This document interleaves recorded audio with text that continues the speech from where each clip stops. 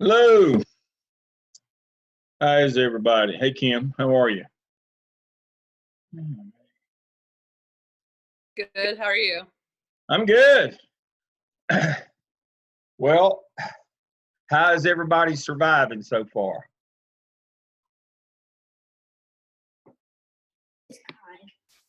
I'm working hard, Dr. Lamb. Well, I just responded back to Dr. Todd. We were talking about our candidate should be well placed to lead in times like this, since you're all expert in online instruction and learning platforms and Zoom and how to post YouTube links and do all those things. You should be the go-to people in your buildings now. Should allow you to get plenty of clinical hours. Yes, sir. We're having Zoom grade level meetings tomorrow. Yeah. See, y'all are on the cutting edge of what's going on. You just need No, it's a serious time. I hope everybody stays safe and well. It's going to be a trying time for the foreseeable future. I've got a couple minutes till, so I'm going to go ahead and make sure that my record is on. It is. I'm going to go ahead and kick us off tonight. Thank you for joining me. Before we get started in our regular presentation, I sent an email and posted an announcement in our Blackboard shell today. Dr. Bull is going to host a optional town hall at 6 o'clock before our class next Wednesday. The Zoom link is there. I'm going to be interested to see what he has to say. We should be fine, which leads me into our second piece. As you know, all of our candidates, whether you're add-on or regular folks, you folks are all add-on candidates. You have to get 80 clinical hours each semester, and you know that. I don't foresee that being a problem with our group. As I put out last night and posted in our shell, as a reminder, the leadership opportunities are limitless.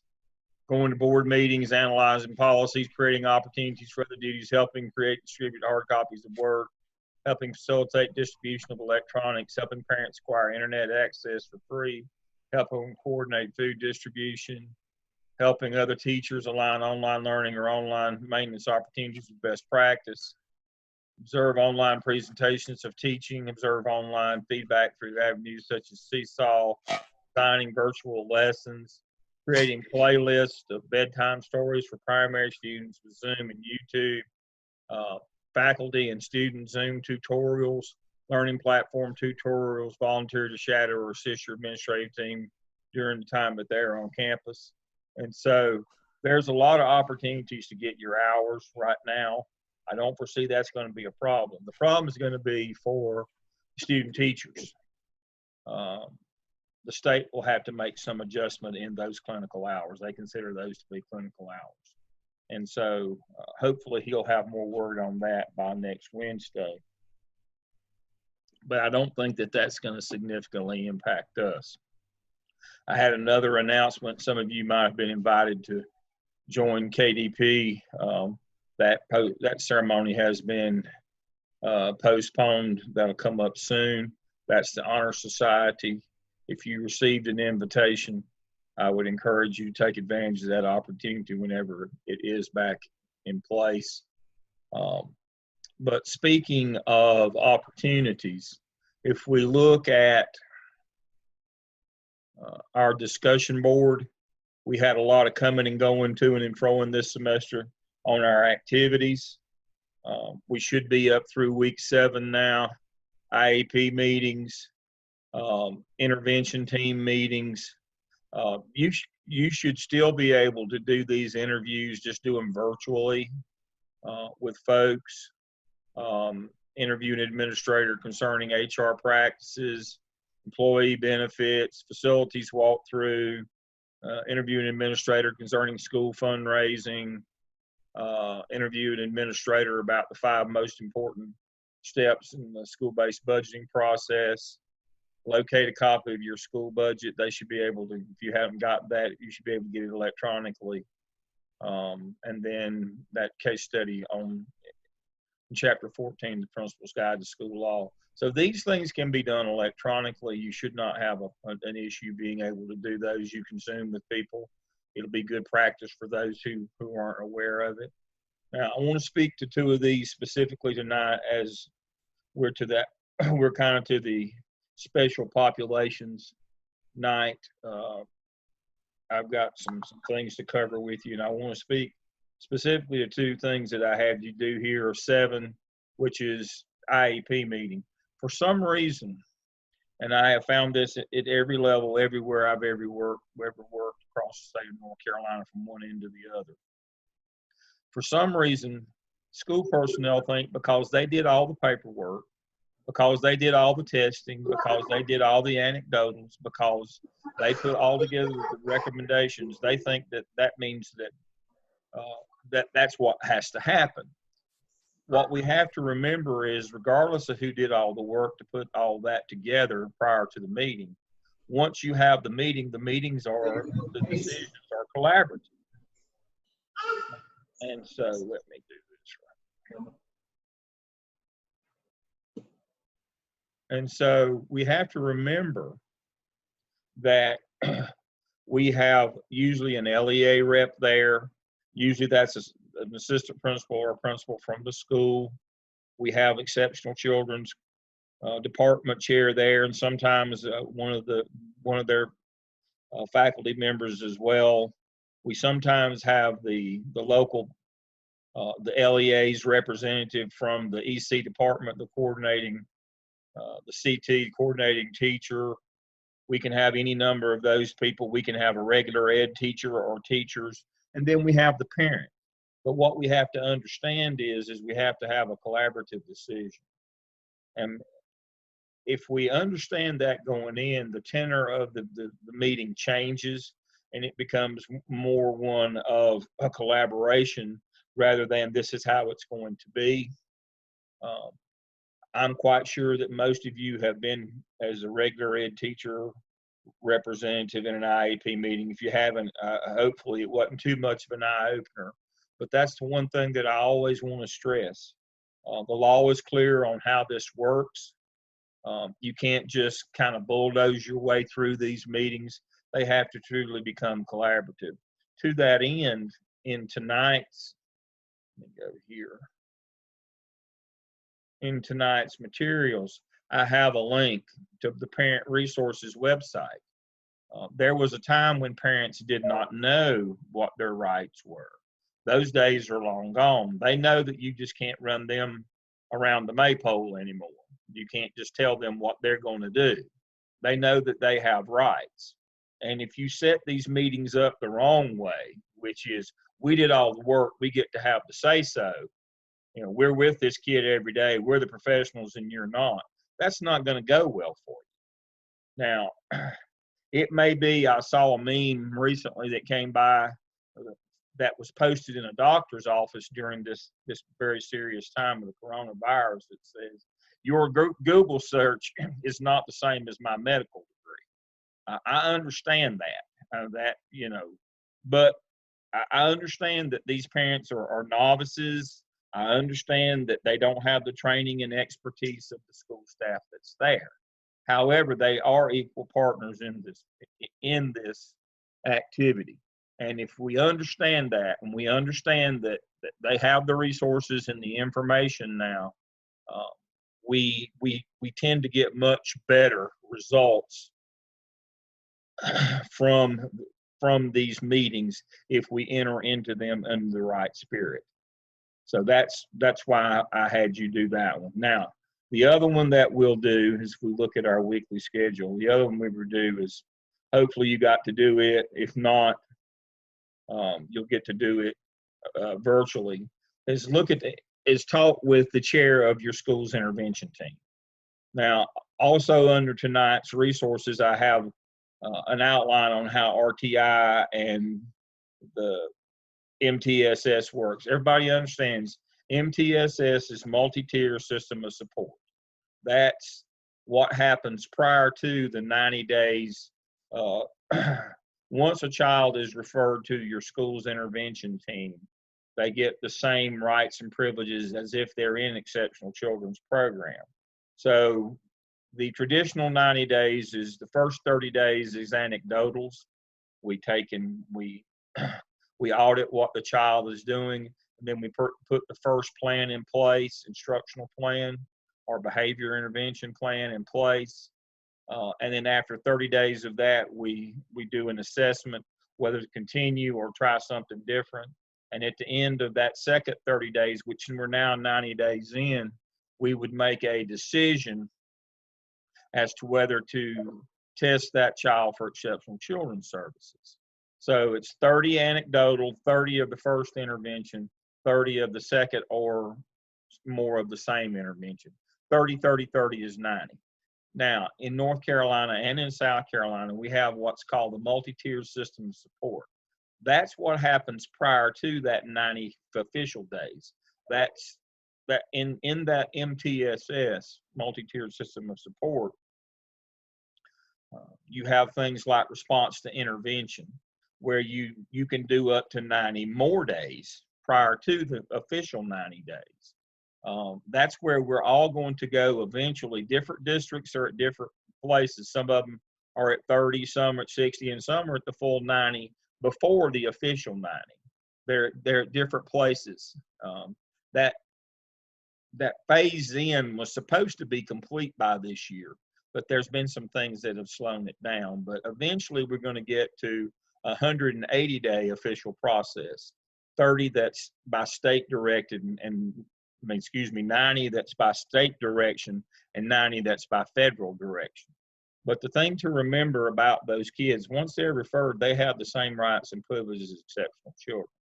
But here's the real piece that if you don't hear anything else I say tonight, hear this part. The 90-day exceptional children's piece is run by exceptional children's people, like the testing and those kinds of things. That's kind of out of your purview as a principal. But the intervention model, where you do 90 and then 90 more up to the part of the EC testing, till we get to that point, that all belongs to you as the school principal. The state designates those intervention teams, MTSS, RTI, response to intervention. That's all a school-based committee, SBC. That means the principal's responsible. So if kids don't get the full amount of days or time, or the things that don't happen during that 90 and then 90 more, that will come back to roost with you. For example, in August of 2014,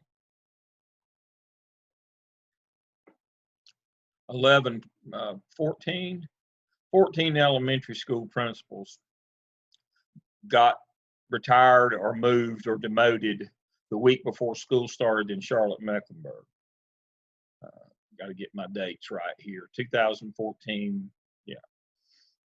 And the reason why is an Office of Civil Rights audit had discovered that kids were not being given their 90 days. Some of them were being tested for exceptional services as little as a week after being referred. That's against the rules. And it was all racially and gender identifiable. It was all black males. If a black male got a referral, they were tested within a week. No interventions, no anecdotals, no nothing. That comes back to the principal. Now, you may have a representative from your exceptional children's department on the intervention team, but they're not responsible. Now, if something goes wrong with the head count in exceptional children with kids who are already placed, that goes back to the department chair and the compliance technician. That's on them. but something goes wrong during the intervention process, that arrives at the principal's door. And if somebody like OCR, Office of Civil Rights, gets behind that, it won't save you. You have to work somewhere else, doing something else. So that's the part of all this. You need to know, where is my school district in the adoption of MTSS, the 90 days prior to the official 90 days? Where are we? What am I expected to do? What is our school expected to do? Do we have the things in place for the formal 90 days after MTSS and RTI? You know, are we doing MTSS? Do we have RTI in place? Am I sure that teachers are regrouping and teaching those remedial lessons? Is that happening in MTSS? Are we doing, when we get through that 90 days, are we doing 30 days of anecdotals? Are we trying multiple strategies with these kids? Is everything happening as it's supposed to be up until the time that we would make a recommendation to test or not to test these kids? Are we following all the district and state and federal initiatives all the way through up to the point when that kid gets tested? He's now the EC pupils. The 180 days up to 180 days prior to that, are we doing everything that we're supposed to be doing along the way? That's what you have to make sure of. So you have to know, what does your school offer? Where are we in the adoption process of MTSS? Did we buy the RTI lessons that were already that had already been made? Is our district writing their own lessons? Where are these lessons coming from? What system do we have in place? Who does oversight? Do we have an MTSS and or RTI coordinator? Are they getting in the classrooms? Are they making sure that these reteach lessons are being done? Or did we say we were going to do them and just didn't bother to do them? So that's the thing that you have to be understanding of. This is going to be a major function for you.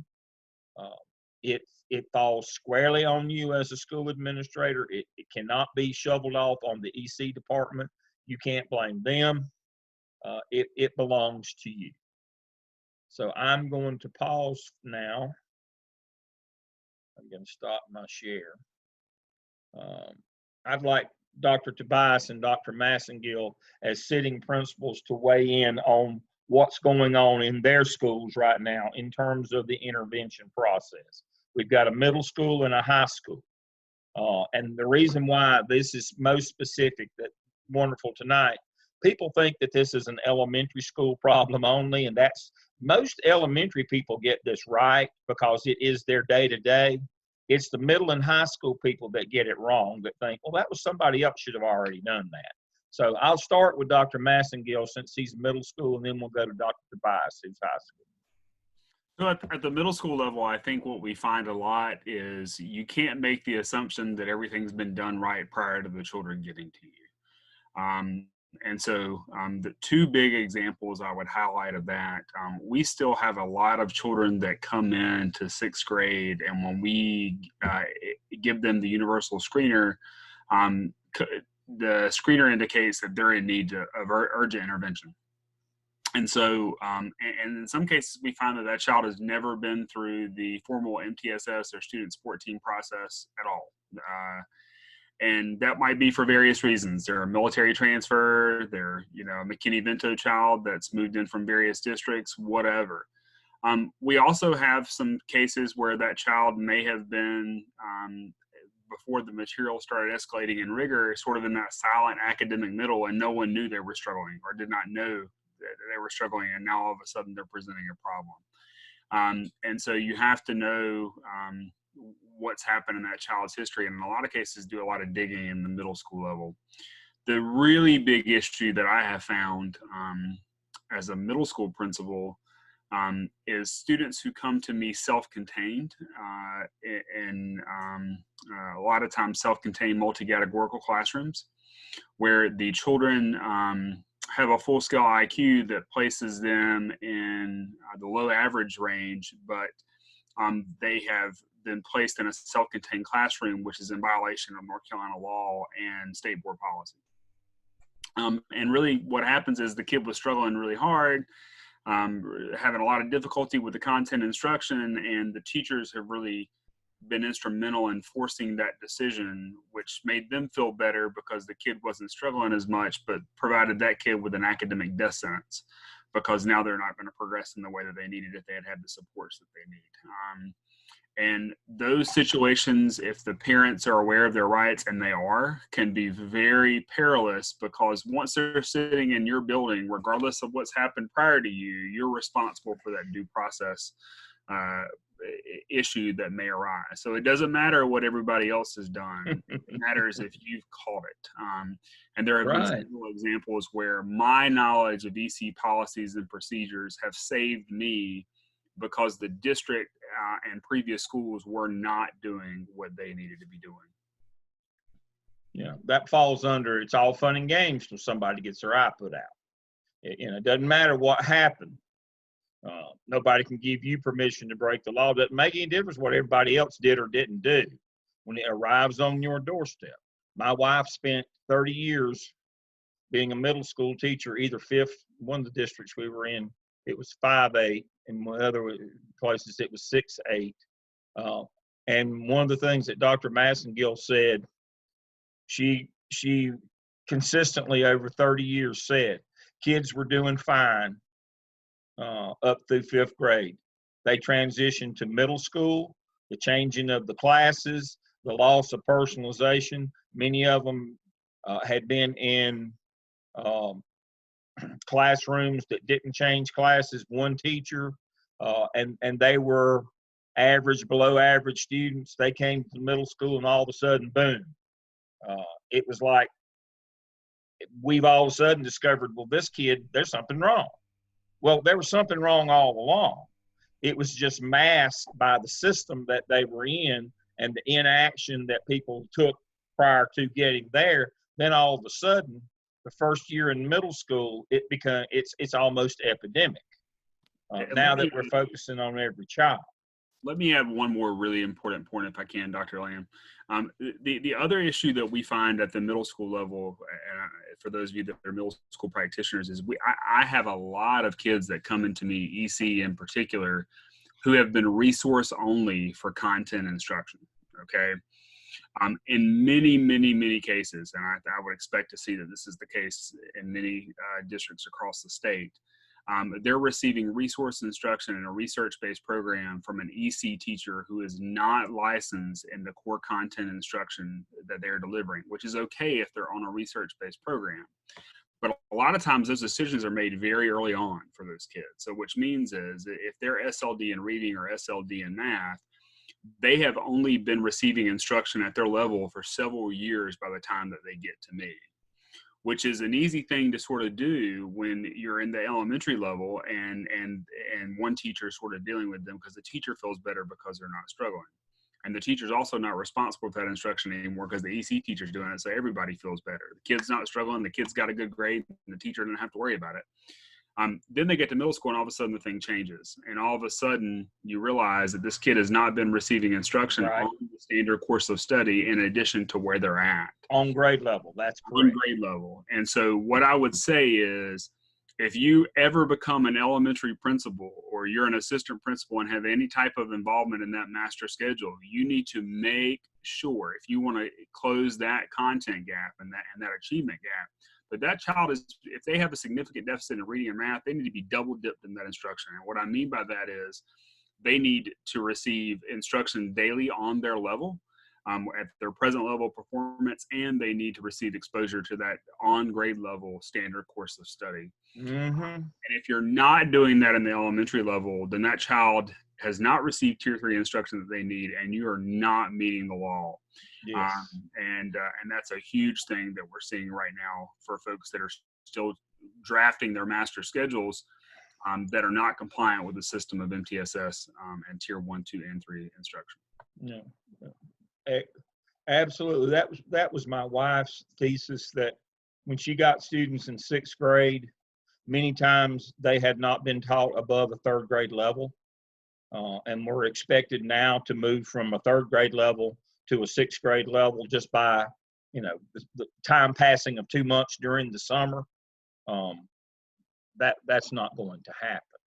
And so middle schools especially, these are issues that you have. Now, I was an elementary principal, I was middle school, junior high, and senior high principal.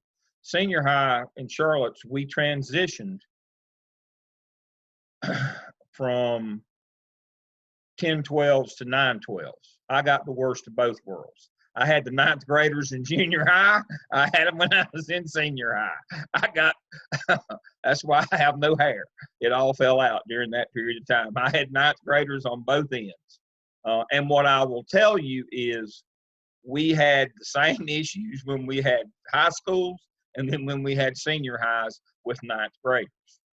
Coming to the high, either when we had them in junior high or when we had them in senior high, we had the same problem with ninth graders who had been passed along and had not been identified for whatever reason. And then when we had them, all of a sudden, they tried to tear your building apart.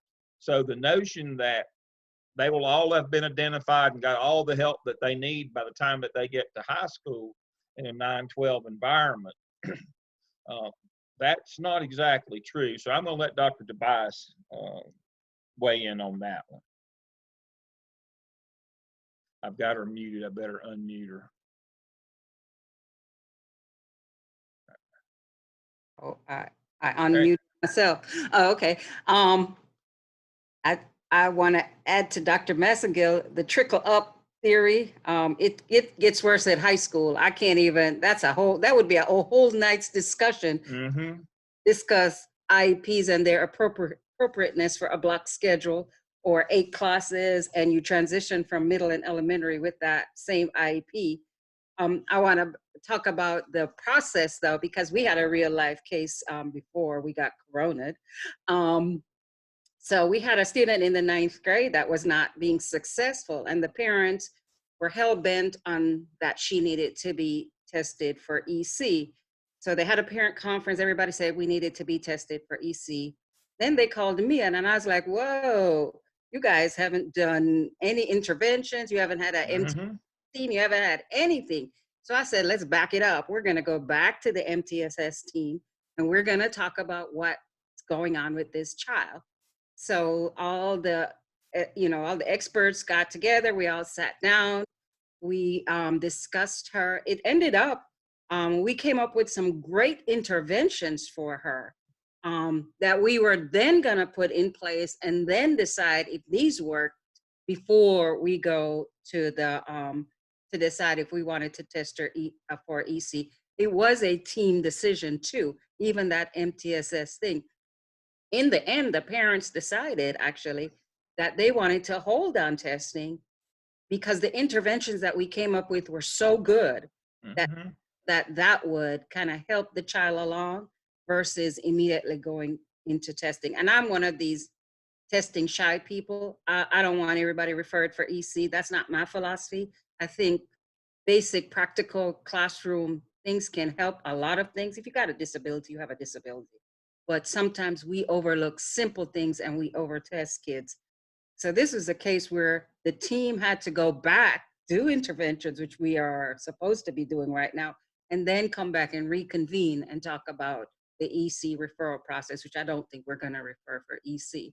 But as you said, as the leader in the building, I had to say, whoa. That's correct. We're not doing this way. We got to go back and get some interventions in place. That's right. Dr. Tobias is in charge of that process. Understand that. Intervention is a school-based committee. And who's in charge at the school? That would be the principal. She had every right to step in and say, and she had a duty to step in and say, no, wait a minute. This is a school-based committee. Intervention is a school-based committee. It's my duty and responsibility to make sure that we have followed all of the steps legally, ethically for this child before we just rush them into a testing situation. That's exactly what you're supposed to do. You're not supposed to be one of those what happened. You're supposed to be the person that makes it happen. You can't just sit on the sidelines because there'll be a rush to judgment sometimes that It's not a good thing for kids or for faculty or for the community that we just all just start labeling kids right and left. If a child has a disability, we want to get them help, but we can't use that as a crutch for every problem that we have. That's not a good look for us either. It's not the right thing to do. Remember, we compare everything against the law, policy, and ethics. It's not the ethical thing to do. The law says the principal's in charge here. You need to be in charge. That's exactly right. Pardon me for interrupting you, Dr. Tobias, but I'm a big believer that principals do not take enough of an active role in this process. They want somebody else to be in charge of this. We want the EC people to be in charge. We don't want to have to deal with them people, them parents. But we need to take an active role in that. Now, we've talked about, let me go back to my share here. In 2 weeks, we're going to have a case study, and it's going to be on due process and rights that we've already covered. 2 weeks from that, we'll have our case study on exceptional children. And one of the things that I want to remind you of on that is it's about inclusion versus mainstreaming. Now, for the point of discussion here tonight, inclusion is when the child goes to the regular class schedule, follows a regular schedule, and an EC person, an EC teacher is in that room helping them. Mainstreaming, for the point of this discussion, it meant something different 30 years ago in the business, but now that means that we would pull those kids and put them in a separate group together. Now, as you know, we have now moved pretty much to all inclusion model. That means that child's going to follow a regular schedule and a person's going to come in and work with them. So the issue during my era was EC parents complaining that their child wasn't getting what they were supposed to be getting. The issue now that goes along with that, and in some places is even a bigger issue, is regular ed parents complaining that because there's an overabundance of identified kids in the classrooms, that their child isn't getting their basic education. We talked about that week before last when we were last together with the Leandro case. Leandro said everybody gets a basic education, $7,000, can't manipulate the money. Well, the second half of that, beyond the money, is every child is supposed to get their basic education. And so parents are now using that language from that court ruling to say, yeah, they're spending $7,000 on my kid, but my kid's not getting the basic education they deserve or they're legally entitled to because there's an overabundance of identified children in that classroom. And that goes back to what Dr. Tobias was talking about. You've got to be judicious in your use of identifying, every time there's a problem, identifying kids, because that blows out your ratio of regular ed to exceptional children in your classroom. If a kid has a disability, we want them to be identified and get them help. But that can't be our first line of intervention, is to label a kid, because then all of a sudden half the kids in any classroom are identified. And then it is hard to have instruction in classrooms of that nature. And so we're going to have a case study on that. Again, in 4 weeks, we'll have that one. But this slideshow tonight that I have for you, and I'm not going to spend a lot of time on it, basically outlines, gives you some language we all should review from time to time. And it, again, program focuses on preparation for adult independence, regular classroom with learning assistance, curriculum focused on full development of social and life skills under direction of interventionist inclusion specialist teacher.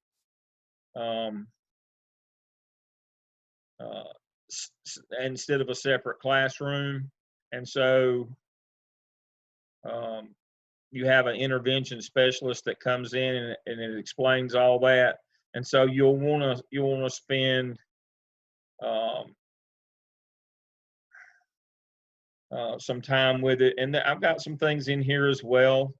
It's controversial because it relates to educational and social values as well.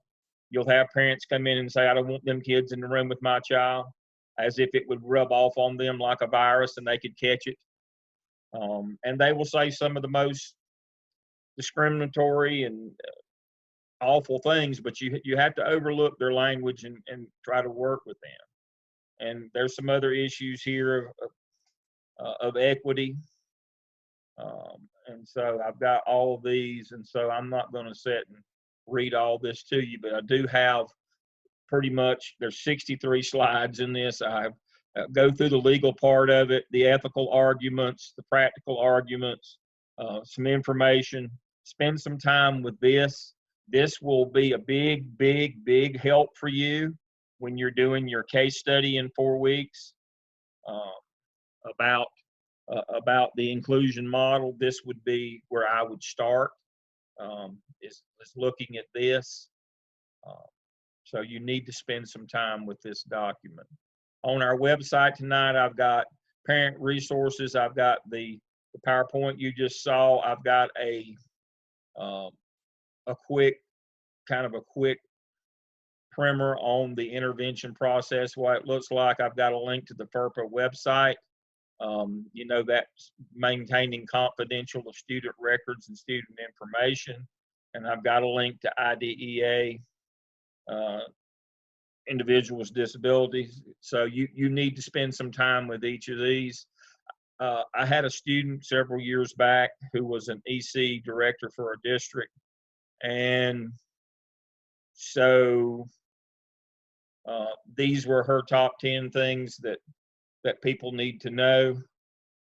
10 million people in 2006, and so that's about doubled by now in the last 14 years, according to David Salkind. That's about 20,000 now. PL 94-142 was passed in 75. Least restrictive environment, you need to know what that means. Civil rights of special needs children. The law was amended for IDEA in 1997, 22 years later. I've got a link to that website that now encompasses all of that. So identified children need a free and appropriate education. Evaluations will only take place to the extent it helps with student placement and services be provided. That's what we're talking about. It's exactly what Dr. Tobias just said. We over-test these kids. The law said we only do it when we have to, when we've exhausted all other interventions. We're supposed to do the other interventions first. That's not just an ethical thing. That's a legal thing. The law says we're not to do that. IEPs are developed. That's an individual education plan for each student. Both students and parents encouraged to hold an active role in decision making. That's kind of the notion of the IEP team that I started this tonight, is they're supposed to be actively involved. Just because you put it all together doesn't mean they have to go along with it. So make sure that you look over the resources that I have for you tonight. Make sure you look over those, and especially for our case study in 4 weeks. I see I have a question, so I'll pause and catch that one. And so Mary has a question, and I think that was part and parcel of what Dr. Tobias just talked about. Stop my share. The parent, they had convinced the parent to come in and request the testing. Normally when a parent comes in, we move, but that doesn't mean you have to go along with that. Just because they say, I want my child tested, that doesn't mean you still need to work your protocol. Now, some people use that as an excuse to move those kids to the psychologist for testing immediately. I don't believe that fits the letter of the law. I believe that's a cop-out. I believe that's just an easy way to deal with it, to get an irate parent off your back, or here's a thought. Something radical. Yeah.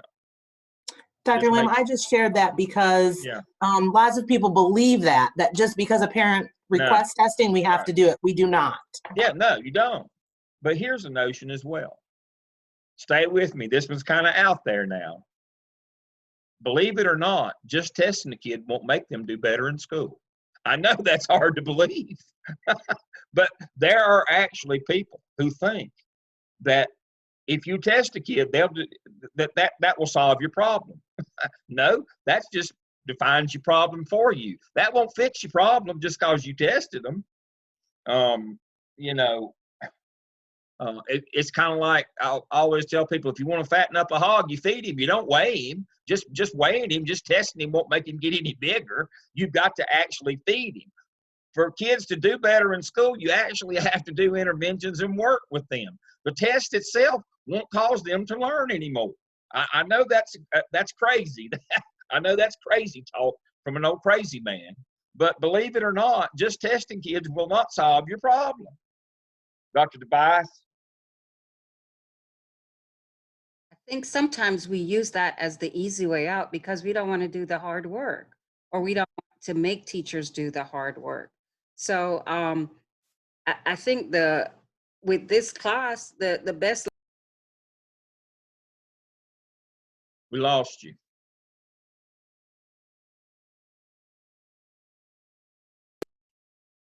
Am I back? Yeah. You're back. The best lesson to learn is to be prepared and know exactly your rights or the kids' rights, because Dr. Lamb's exactly right. Because you test them doesn't mean they're going to get better, especially if they're getting poor teaching either way. I'm just it may be worse. It may be worse. Yeah. It may be worse. It won't be better. Let me be clear. Testing them won't make them better. It might make them worse, but it won't make them better.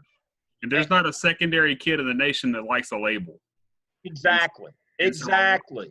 That's why it may be worse. A lot of times what you will find is when they have to do something a little different than their peers, or something that's obviously different than their peers, and they shut down academically. So we have to be careful. And that's the whole idea behind MTSS, folks. It was put in place to prevent to provide students the support they need, all students, but also to ensure that we were not over-identifying EC students who did not need that label, because it can hurt them sometimes more than it can help them. The other piece that I would add, Dr. Lamb is right. Parents and the team members have to have meaningful participation. That's what the law says in regards to what happens in an IEP meeting. However, you sitting in that room as the LEA have the trump card. If something violates law, policy, or what's best for the kid, you can override the team's decision. You just better make sure when you do that, that law and policy backs you up. But you can do that. That's the reason why you're in the room.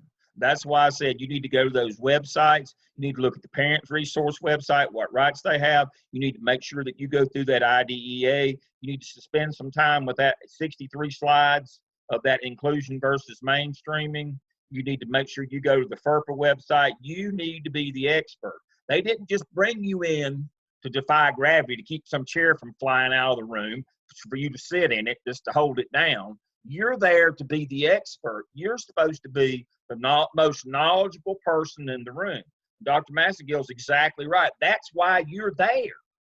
That's why the LEA rep is there. That you overrule them when they do something illegal, immoral, unethical. That's when you have to stand up and say no, as Dr. Tobias did. No, you have to be the expert in the room. Just because somebody convinced the parent that if they had their kid tested, it would fix whatever problems they had, no, it won't. It's only likely to make it worse. You have to be the adult in the room. And a doctor is not an educational professional. And so you're going to have these parents walking in with prescriptions for an IEP. I lie to you not. You'll have several of them in the course of a year. So we have to tactfully remind parents sometimes that I cannot go into a physician's office and diagnose one of your doctor's patients, and they cannot come into my school and diagnose the educational deficits of a child. And those can be difficult conversations, but sometimes when you have to combat that, if you have to say no while saying yes. No, we're not going to proceed this route yet because we've not done our part. You need to give us our opportunity to do our part, and here's what we're going to do for your child in order to do that. Dr. Tobias is absolutely right.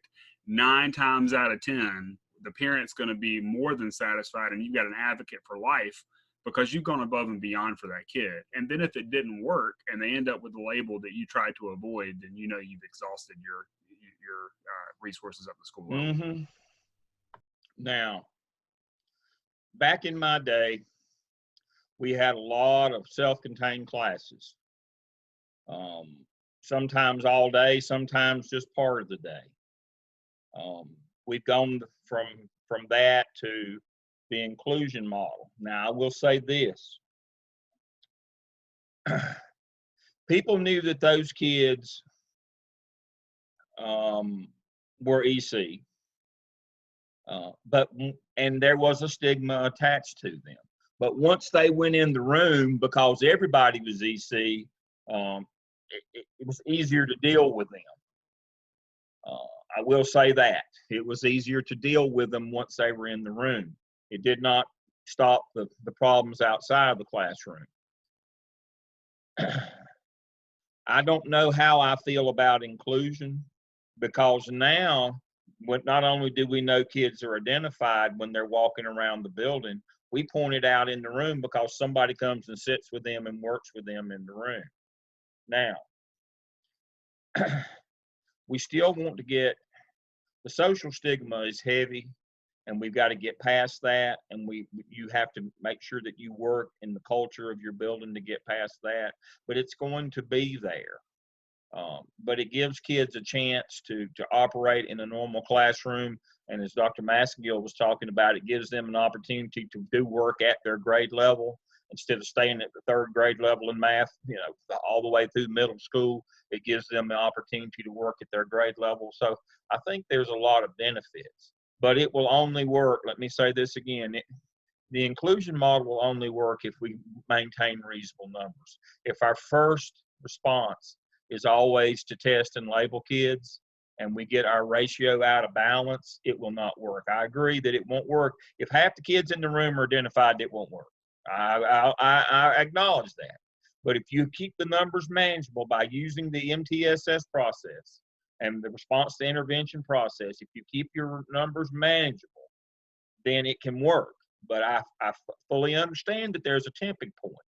When more than 40% of the students in the room are identified, then it just goes to pieces. I get that. And we're going to talk about that, later on when we do that case study. We're actually going to get into that. So I do understand that there has to be a practical application of this. It can't just be for we just label everybody and just get them help in the room. That won't work. And so if we keep our numbers reasonable, then we're able to do that. Now, that speaks to class scheduling. And guess what we've been working on the first half of the course is been working on scheduling, master schedule. You might have to break some of those old patterns. Remember, teacher input's number 5, not number 1. We can't put all the EC kids in the new teacher's classroom. That's what I'm talking about. You won't overrun your school, but you may overrun individual classes if you let teachers do what? If you let these teachers, the older, the experience, start doing class placement, then all of a sudden the new teacher or the one that they don't like is not in their social clique, it's got 28 students in the room and 15 or 16 are identified kids, rather than everybody having 3 or 4. That's what you have to make sure that you're in charge of the master schedule. Now, I don't know if I've said this. I say so many crazy things along the way. People write them down sometimes. But here's the kind of the post-mortem on the OMA. Whoever makes the master schedule runs the building. Let me say that again. Whoever makes the master schedule runs that school. You have to make sure it's you, because these are the kinds of things that will happen. This is what we're talking about. This is exactly the kinds of things that will happen if you let teacher input be first rather than last in your master schedule. All of a sudden, you've got classrooms that half of the kids are identified kids, and other rooms there's not any. Well, how'd that happen? Well, it didn't happen by accident, folks. You have to make sure that you're in charge of this thing. And if you're not, whoever made the schedule is the ones in charge. All right. Does anybody have any more questions that let me get to our chats and see if I've missed anything. There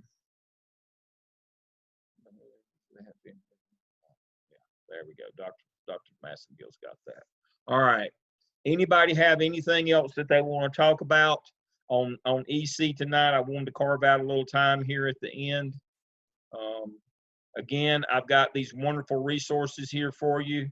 If you read all these things, if these 1, 2, 3, 4, 5 things here, you will be an expert. And that's what you're supposed to be. So make sure you spend some time on these, and it will be a big help for you when we get to our last case study. Speaking of case studies, this is your 2-week warning. Start getting your groups together for your case study that will be due 2 weeks from tonight. Let's look at it briefly.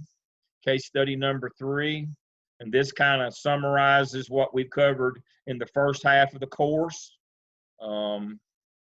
And we are normal too. Jimmy and Willie, 2 LGBTQ kids who want to come to the prom. Principal says they can't come. This is a case of antecedent behaviors as well. She let Jimmy and Willie do PDAs, public displays of affection, to the point where they got the community in an uproar.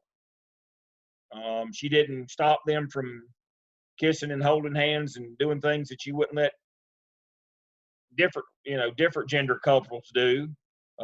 And so she got the whole community up in arms by letting them do whatever they wanted to do. And then they wanted to come to the prom, and she said, no, you can't come. Heckler's veto.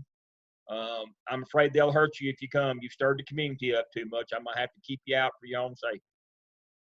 So this is a case of antecedent behaviors, ignoring them, not going up, the principal understood that because she had ignored the little things, she was afraid that violence would occur to these kids. That's called Heckler's veto. Is that legal? Is it legal to ban them simply because of their sexual orientation from coming to the prom? These are questions that we're dealing with more and more today. Were her comments a veiled threat? What's her responsibility? I mean, this has a lot of things in it that we've covered during the first half of the course, kind of rolled all together, lack of dealing with the little things, and now they've become a big thing. All these due process issues, gender equity, sexual harassment, it's all rolled into this case. There's just so many pieces of this, but make sure you focus on the questions here. Understand that the community is in uproar now. Not because they've got 2 kids in school that are gay, but because of their behavior that they've been allowed to exhibit in school. And so that one's due in 2 weeks. 2 + 2, that one's due in 2 weeks. All right, and then our last case study, which will be in 4 weeks, goes along with what we covered tonight. By that time, you should be expert in this. Ignore the fact that it happened in a different country. That's just to confuse you. Other than that, it's all the same. But this one, it's pretty long, and you can see it's pretty involved. But you've got 4 weeks to be working on the material that we introduced tonight to be ready for this one. And so again, I'll talk about it more in a couple of weeks and give you some clues and pointers on it. But you're really going to have to dig into the material that was presented tonight in order to be able to do this case study. It's a little more involved. It's not tricky at all. It's just involved. And so you need to make sure you know the law. You're supposed to be studying to be expert. So here it is. And then the last thing that I want to cover tonight, right on time. Look at here. Just right on time. I want to make sure we've talked about the skip. We've covered how it works. Again, I want to highlight that in task 1, we're looking to do a needs assessment to determine gaps in communication. And please make sure that you have both long and short-term objectives. Short-term recommendations to fix gaps in communication are usually social media, WhatsApp, different ways to communicate. And then long term is, now that we're communicating, we need to do educational programs at the school, like family math night, family reading night, help us help you help your child kind of thing. And then take the teacher working conditions survey in North Carolina, Advanced Ed, which has changed names in South Carolina. So if you do Advanced Ed, it'll redirect you to the new website. The name of the new Advanced Ed has skipped my mind for the minute. But anyway, look at the leadership, the school leadership section, not teacher leadership. We've already done that. School leadership section, and make recommendations of things that can be done. Resources, make sure you get money and people. That's fiscal and human. And if you're talking about money, make sure it's dollars. Task 3, you do your marketing plan. Make sure you use the standard graphic organizer that has persons responsible, activity, same one we use every time we have an action, marketing plan, professional. Make sure you use that same format. Let me pull it up right quick. I know you have it. It's in some of the other templates that we have. I'll go ahead and post it. I think I have it posted in our this one. Make sure you use this one to summarize your marketing plan. You'll thank me when you get to SIOP Task 5. When we put all this stuff together in the SIOP during the summer, when you get to Task 5, you have to have an action plan from every one of the evidences. You put it all together and it becomes your school improvement plan. If you haven't done this, you'll have to go back and do it. It'll save you a lot of time to do it now. Summarize your marketing plan in this graphic organizer. I'm quite sure that I have it someplace in our shell. And then of course you write the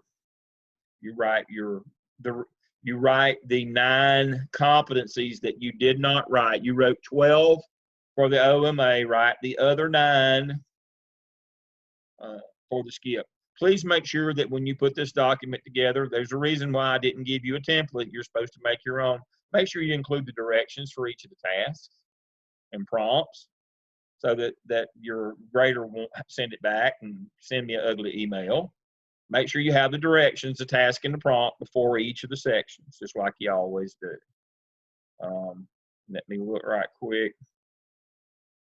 Let me get out of that. Let's see. Competency folio, resources, skip task and prompts, praxis, competency folio, interviewing materials. Okay. Underneath handbooks and resources, I'm going to put that graphic organizer example. Let's see. I'm going to put that in both of these right now so that you will have that.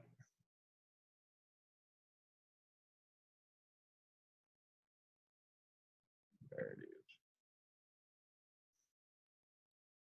is. So make sure that in task 3 that you do that, and I'll put it in the other one in just a minute. All right, so does anybody have any questions on the skip? Don't let your needs assessment go crazy. It's just gaps in communication. Just gaps in communication. Remember, what we're trying to do is hook parents, find a way to communicate with them better, then put on academic programs to help them help their child, figure out what resources we need to do it, what activities, and then you write your competencies. This is by far the shortest and easiest one, if you don't go crazy on your needs assessment. Remember, we're just looking for gaps in communication. That's all we're looking for. Then we got recommendations from the school leadership, and then after that, it's really easy. So the only way you can get this wrong is that if you get too deep into this. All right, stop sharing. Okay. I think we've answered all questions tonight. Dr. Tobias and Dr. Massengill, as always, invaluable, your input, because you live it every day. But tonight, I mean, as Dr. Tobias said, we could spend hours, we could spend days on these materials, going through all this stuff. We obviously don't have the time. It is important enough that we're going to give you 4 weeks to work in this stuff. And then we'll have, obviously in 4 weeks, we'll have this case study. That's how important it is that we're spending this much time on it. I hope that you will understand that you really need to get into intervention, multi-tiered system of support, response to intervention. You need to get into exceptional children's rights. You need to make sure that you know how inclusion model works. This really, I know this sounds crazy. This is really the heart of your school. It's really the heart of your instructional program. It's kind of like we do for the least, we do for everybody. And if we ignore this segment of our population, then I think it calls into question what kind of people and educators we are. Once we get things squared away for these children, then it becomes easy for all children. And we can't throw any kids away. That's not what we're in the business of doing. And so this is almost an appeal from me to find within yourself the humanity almost to do the right thing. Dr. Tobias and Dr. Massengill, I see our time's about up. I'll give either of you or both of you the opportunity for the benediction tonight. And they're both good. Be safe, maintain social distance. Seriously. Excuse me. I'm in quarantine now. I don't have it, but it's all around my home in Mecklenburg County. So I am 3 hours west in my condo. My neighbor came back from France over the weekend and did not quarantine, was out in the yard, and so I had to leave. Seriously, so I'm hiding for the next couple of weeks, and then we'll see how it goes from there. So everybody stay safe, and I'll see you all soon. Thank you all. Ready.